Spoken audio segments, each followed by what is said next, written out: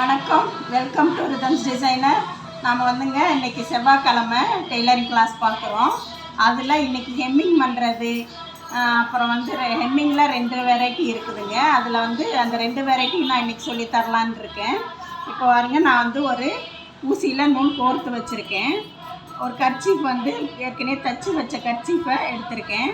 இதில் மடித்து எப்படி ஹெம்மிங் பண்ணுறதுன்னு வாங்க போய் பார்க்கலாம். 2 மெத்தட் இருக்குங்க. ஒரு மெத்தடுக்கு வந்து நம்ம ரைட் சைடு இருந்து ஆரம்பிக்கணும். ரைட் சைடில் இங்கே பாருங்கள், மேலேருந்து இப்படி குத்திட்டு ஊசியில் வந்து ரெட்டையாக நூல் கோர்க்கக்கூடாதுங்க.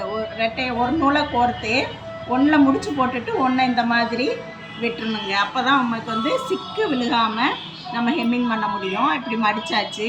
இப்போ இந்த விரல் இருக்குது பார்த்தீங்களா, இந்த விரலை அடியில் வச்சுக்கணும்.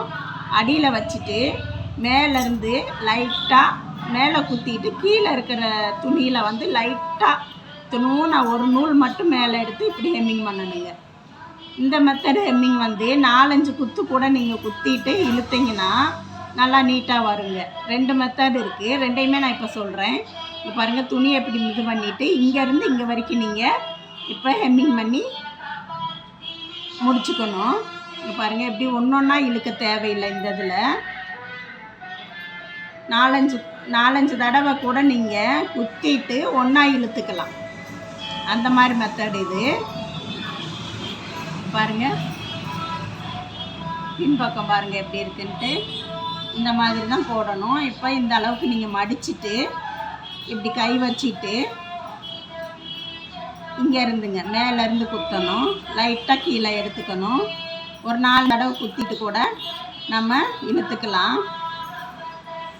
பாருங்கள், இந்த மாதிரி இப்போ இழுத்துக்கலாம். இப்படி வந்து ஹெம்மிங் பண்ணிக்கலாம். இது வந்து ஃபஸ்ட்டு ஸ்டிச்சு. இதில் வந்து முடிச்சு போடுறது எப்படின்னா, லாஸ்ட்டாக முடித்ததுக்கப்புறம் முடிச்சு போடுறது இந்த மாதிரிங்க. இந்த ஃபஸ்ட்டே போட்டதுக்குள்ளே வந்து இப்படி 4-5 குத்திட்டு நம்ம இழுத்துக்கலாம். இதில் நாட்டு போடுறது எப்படின்னா, ஃபஸ்ட்டே போட்டதில் ஊசியில் விட்டு இந்த சர்க்கிள்குள்ளே ஊசியை விட்டு ஒரு நாட்டு போட்டோன்னா நமக்கு வந்து இது பிரிஞ்சு வராதுங்க. லாஸ்ட்டாக நம்ம முடிக்கிற இடத்துல இந்த மாதிரி தான் நாட்டு போட்டுக்கணும். இப்போ பாருங்கள், ஃபஸ்ட்டே போட்டிருக்கிறதுக்குள்ளே விட்டு இந்த சர்க்கிள்குள்ளே ஊசியை விட்டு ஒரு நாட்டுங்க. இப்படி போட்டுட்டிங்கன்னா உங்களுக்கு பிரியாது. இது ஒரு மெத்தடு ஹெம்மிங்குங்க. இது எப்படி இருக்குன்னு பாருங்கள். அடுத்த மெத்தடு நான் சொல்லித்தர்றேன். அடுத்த மெத்தடு கொஞ்சம் இன்னொரு வீடியோவில் போடலாம்.